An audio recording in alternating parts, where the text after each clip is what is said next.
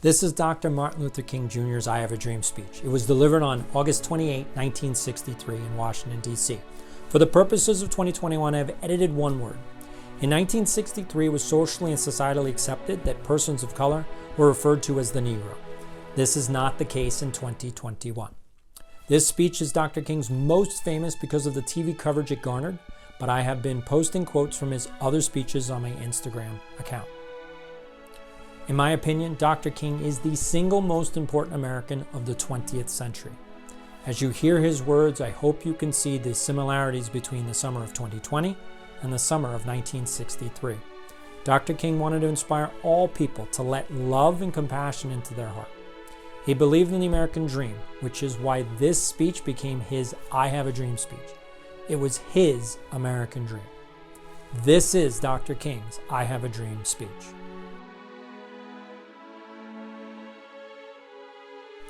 50 years ago, a great American, in whose symbolic shadow we stand today, signed the Emancipation Proclamation. This momentous decree came as a great beacon light of hope to millions of slaves who had been seared in the flames of withering injustice. It came as a joyous daybreak to end the long night of their captivity. But 100 years later, African Americans still are not free.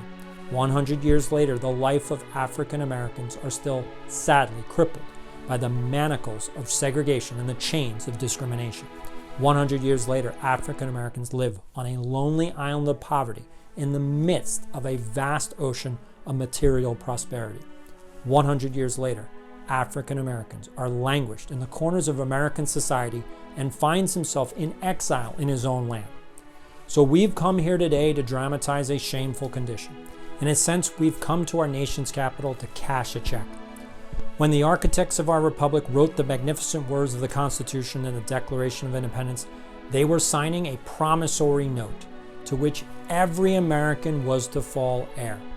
This note was the promise that all men, yes, black men as well as white men, would be guaranteed the unalienable rights of life, liberty, and the pursuit of happiness.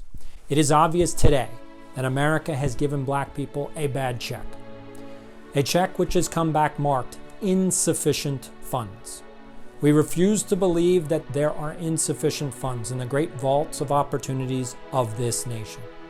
And so we've come to cash this check, a check that will give us upon demand the riches of freedom and the security of justice.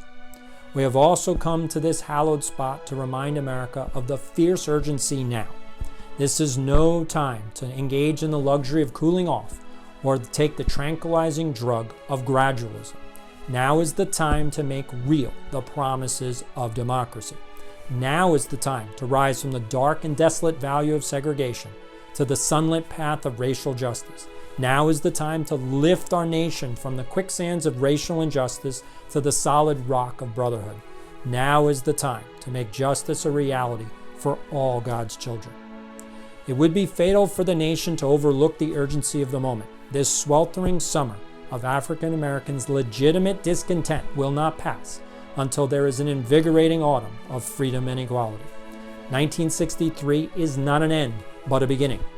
And those who hoped that persons of color needed to blow off steam and now will be content will have a rude awakening if the nation returns to business as usual. There will be neither rest nor tranquility in America until African Americans are granted their citizenship rights. The whirlwinds of revolt will continue to shake the foundations of our nations until the bright day of justice emerge. But there is something that I must say to my people who stand on the warm threshold which leads into the palace of justice. In the process of gaining our rightful place, we must not be guilty of wrongful deeds. Let us not seek to satisfy our thirst for freedom by drinking from the cup of bitterness and hatred. We must forever conduct our struggle on the high plane of dignity and discipline. We must not allow our creative protest to degenerate into physical violence. Again and again, we must rise to the majestic heights of meeting physical force with soul force. The marvelous new militancy which has engulfed the black community must not lead us to a distrust of all white people, for many of our white brothers are evidenced by their presence here today, have come to realize that their freedom is inextricably bound to our freedom. This offense we share mounted to storm the battlements of injustice must be carried forth by a biracial army. We cannot walk alone. And as we walk, we must make the pledge that we shall always march ahead. We cannot turn back. There are those who are asking the devotees of civil rights, when will you be satisfied? We can never be satisfied as long as African Americans are the victim of unspeakable horrors of police brutality. We can never be satisfied as long as our bodies, heavy with fatigue of travel, cannot gain lodging in the motels of the highways and the hotels of the cities. We cannot be satisfied as long as black people's basic mobility is from a smaller ghetto to a larger one. We can never be satisfied as long as our children are stripped of their selfhood and robbed of the dignity by signs stating "for whites only." We cannot be satisfied as long as a person of color in Mississippi cannot vote. Black people in New York believe they have nothing for which to vote. No, we are not satisfied, and we will not be satisfied until justice rolls down long waters and righteousness like a mighty stream. I am not unmindful that some of you have come here out of excessive trials and tribulation. Some of you have come fresh from narrow jail cells. Some of you have come from areas where your quest for freedom left you battered by the storms of persecution and staggered by the winds of police brutality. You've been the veterans of creative suffering. Continue to work with the faith that unearned suffering is redemptive. Go back to Mississippi. Go back to Alabama. Go back to South Carolina. Go back to Georgia. Go back to Louisiana. Go back to the slums and ghettos of the northern cities, knowing that somehow this situation can and will be changed. Let us not wallow in the valley of despair.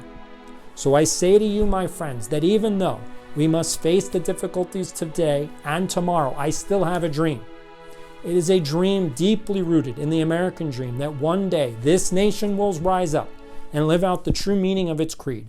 We hold these truths to be self-evident, that all men are created equal. I have a dream that one day the red hills of Georgia, sons of former slaves and sons of former slave owners, will be able to sit down together at the table of brotherhood. I have a dream that one day, even the state of Mississippi, a state sweltering with the heat of injustice, sweltering with the heat of oppression, will be transformed into an oasis of freedom and justice. I have a dream. My 4 children will one day live in a nation where they will not be judged by the color of their skin, but by the content of their character. I have a dream today. I have a dream that one day in Alabama, with its vicious racists, with its governor having his lips dripping with the words of interposition and nullification, that one day, right there in Alabama, little black boys and black girls will be able to join hands with little white boys and little girls as sisters and brothers. I have a dream today. I have a dream that one day every valley shall be exalted, every hill and mountain shall be made low, the rough places shall be plain, and the crooked places shall be straight, and the glory of the Lord will be revealed, and all flesh shall see it together. This is our hope. This is the faith that I go back to the South with. This is the faith we will be able to hew out the mountain of the despair, a stone of hope. With this faith, we will be able to transform the jangling discords of our nation into a beautiful symphony of brotherhood. With this faith, we will be able to work together, to pray together, to struggle together, to jail together, to stand up for freedom together, knowing that we will be free one day. This will be the day when all of God's children will be able to sing with new meaning. My country, 'tis of thee, sweet land of liberty, thee I sing. Land where my fathers died, land of the pilgrim's pride. From every mountainside, let freedom ring. And if America is to be a great nation, this must become true. So let freedom ring from the prodigious hilltops of New Hampshire. Let freedom ring from the mighty mountains of New York. Let freedom ring from the heightening Alleghenies of Pennsylvania. Let freedom ring from the snow-capped Rockies of Colorado. Let freedom ring from the curvaceous slopes of California.